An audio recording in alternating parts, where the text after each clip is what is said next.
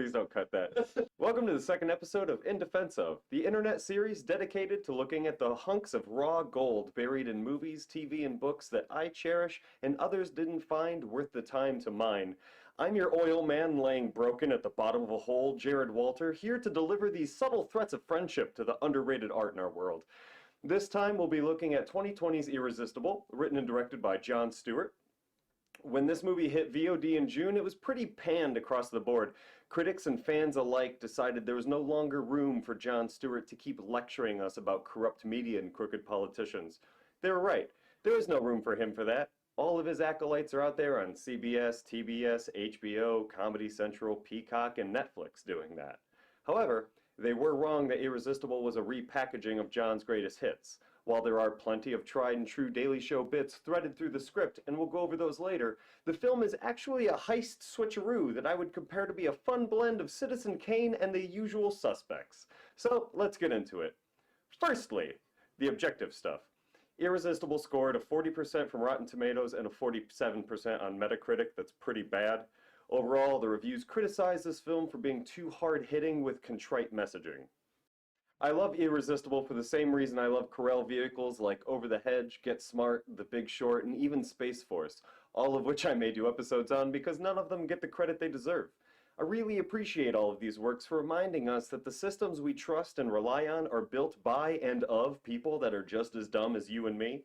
The great thing about being an American is that we're all stupid. We've all been made stupid by news for profit and the exaggerations of things to fear.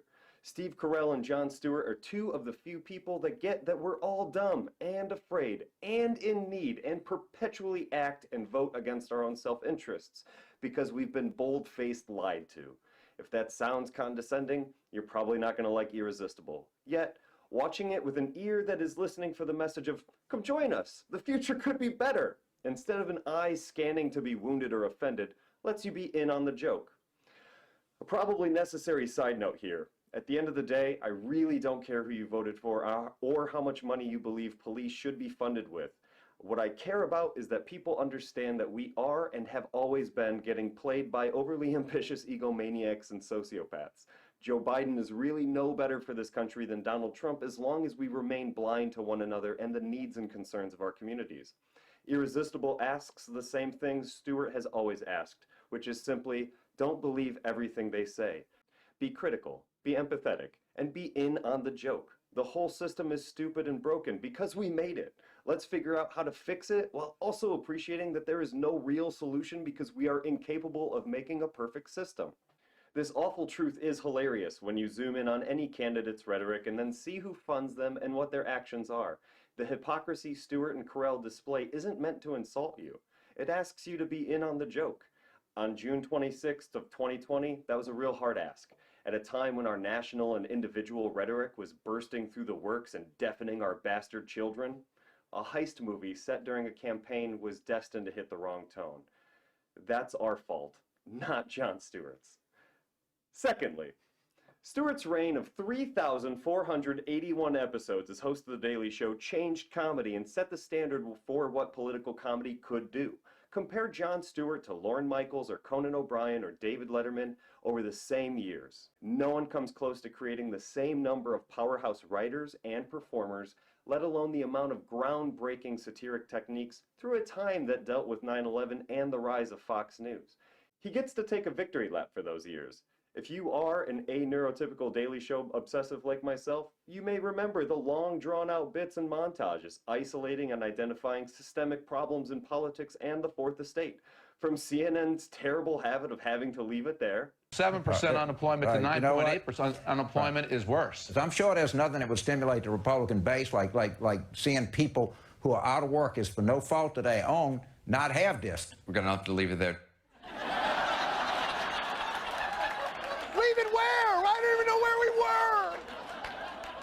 What exactly did you have to leave it there to get to?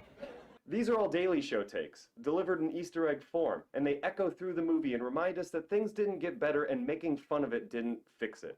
So, when the argument is made that Irresistible feels stale and old, I hear a false argument. The points made by Stewart and Carell are still valid and hilariously made. It's not stale and old to point at an issue and call it an issue just because you were pointing at the same issue 20 years ago. To our detriment as a society, this topic is old, but the jokes are still new and fresh.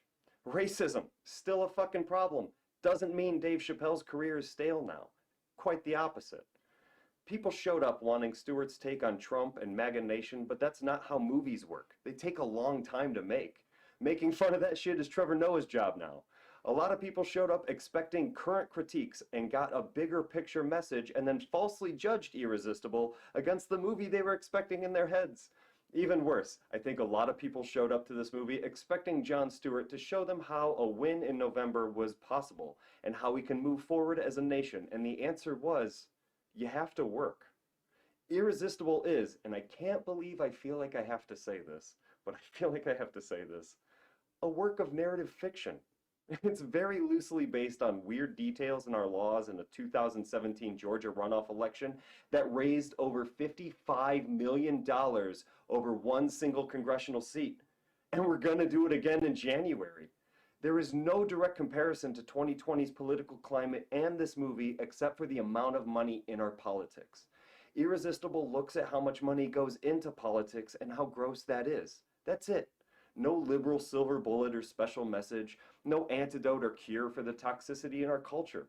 Just a fun comedy about a small town getting one over on the big bad machine. Which brings me to thirdsies. While being a hit parade of everything great about The Daily Show's Stewart years, this movie is also incredibly surprising and takes some huge risks. Steve Carell's character isn't the protagonist. This movie isn't a political movie, and Irresistible redefines tropes we've seen in hundreds of other films. As I've said, this is actually a heist movie. We follow Steve Carell's character, Gary Zimmer, through the process of him finding someone he thinks could be the next great Democratic candidate mayor for a small town in Wisconsin. We watch Zimmer go from a sympathetic character reeling after the Democratic defeat in 2016 to hopeful hero and campaign manipulator to full-blown enemy of the people in his fight with his Republican counterpart, Faith Brewster, played excellently by Rose Byrne. Carell's character Zimmer is the main character, and Stewart uses this trope to his advantage. Matter of fact, Stewart wrote the character with Carell in mind. He knew only Carell could play this truly villainous scumbag and still be lovable all the way up to the twist. We assume that Carell's character Zimmer is our protagonist because he's the main character and the camera spends all the time on him. We're encouraged to root for him through scenes of ersatz humanity. We see him make mouth sex to pastries because he forgot how good small-town cooking is. Because it's Carell playing the character, we forgive his condescending attitude towards Dot, the woman who makes the pastries he throat fucks himself with.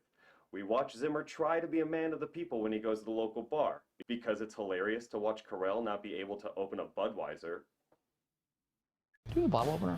No, it's just a twist. Oh, twist off. Yeah, I know. Maybe he does need a bottle. Maybe use your vest.